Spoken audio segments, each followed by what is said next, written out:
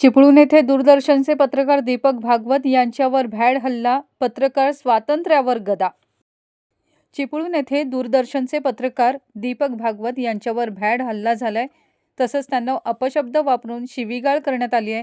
या संदर्भातील एक व्हिडिओ देखील घेण्यात आलाय, ज्यावरून समजतंय की समोरची व्यक्ती किती आक्रमक होती ते व पत्रकारावर कशा प्रकारे वारंवार धावून येत आहे ते.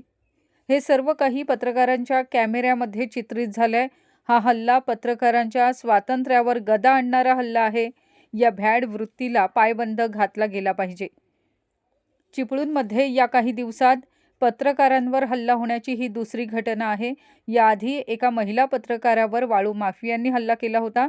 सदर प्रकरणातील आरोपी हा अद्यापही मोकाट आहे आणि आता पत्रकार दीपक भागवत यांच्यावर हल्ला झालाय. पत्रकार भागवत हल्ल्याप्रकरणी रत्नागिरी जिल्ह्यातील पत्रकारांनी आज जाहीर निषेध व्यक्त केला आहे व आरोपीवर कडक कारवाई करण्याची मागणी रत्नागिरीतील पत्रकारांनी केली आहे.